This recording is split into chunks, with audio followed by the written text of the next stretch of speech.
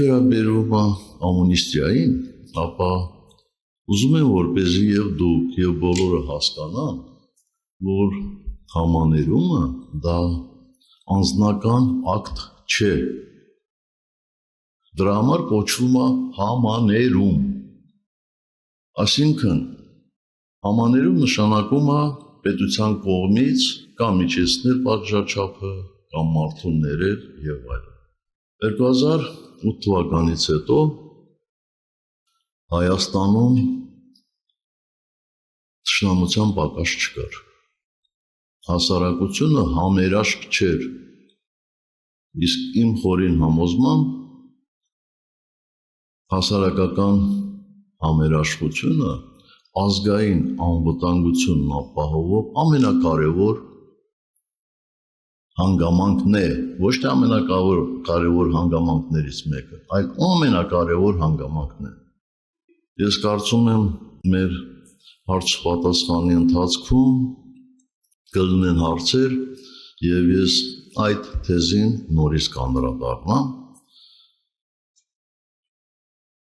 Այսինքն ես ասեցի, թե որն էր այդ համաներման նպատակը։ Այսինքն այդպես կարծողները մտածում են երևի, թե երբ որ համաներում էին կիրառում, ապա պետք է ասեինք, իսկ համաներում հետևյալն է, այսքան պատժաչափ ունեցող եւ այնտեղ տարբեր պայմաններ կա, էլի։ Թե ասեինք էս, բացի Պողոս Պողոսյանից, ծիծաղելի է, չէ՞ դա։ Երևի դուք առաջնորդում եք այն կանխավարկածով, որ վերջի մի քանի ամիսների ընթացքում ինչ-որ մարդկանց կողմից տարածվում է այն գաղափարը, որ այսօրվա Հայաստանի կառավարիչին մենք նախապատրաստել ենք, չգիտեմ որ թվականից, որպեսզի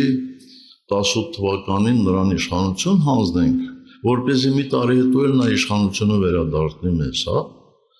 Բայց կներեք, դա ուղղակի աբսուրդ է։ Աբսուրդ։ Էլ չեմ ասում, որ այսօրվա Հայաստանի կառավարիչը 2008 թվականից չի քաղաքականության մեջ։ Այնպես որ ես չեմ կարող ձեզ խորհուրդ տալ ձեր կարծիքը փոխել, բայց բոլոր պարագաներում իմ կարծիքը այդպիսին է։ Առաջի հատվածը հարցին վերաբերվում էր հենց այն հանգամանքին, որ ինչպես դուք նշեցիք, Նիկոլ Փաշինյանը ակնհայտ հակահայկական, հակաքաղաքական, հակաարցախյան կներեք տեսակետ ուներ արդեն 90-ական թվականներից, այսինքն ինքը բավականին երկար պատմություն ուներ այդ թեզերի եւ ինչու այդ ընթացքում քայլեր չձեռնարկվեցին։ Բա եթե ինքը այդ ժամանակվանից հակահայկական, հակաարցախյան տրամադրություններ ուներ, կարող է 18 թվականին ես եմ ասել Արցախը Հայաստանը եւ վերջ։ Այսինքն ինքը ոչ թե այդ տրամադրությունները ուներ, այլ ինքը ամեն ինչում ընդդիմանում էր իշխանությունների։ Ամեն ինչում։ Կենցաղից սկսած մինչև ռազմական գործողություններ։ Բայց ինքը այդպիսի տրամադրություններով էր ամբողջովին տոգորված։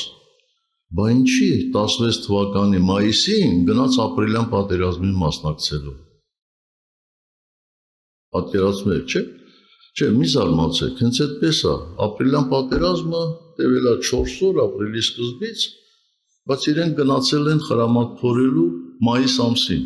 Դրա համար եմ ես ասում, մայիսին մասնակցել են ապրիլյան պատերազմին։ Ուզում եմ ասել, որ չեմ կարող ասել այսօրվա Հայաստանի կառավարիչը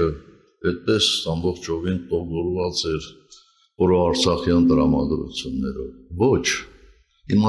ասելիքը հետևյալն է։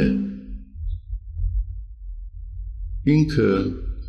իր բազմաթիվ թիմակիցներ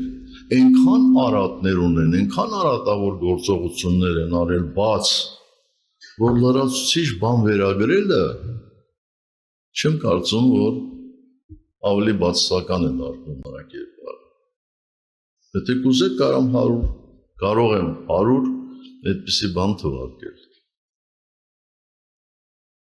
Ես հասկացա, որ ինչ որ չափով համաձայնվեցիք այնց հետ։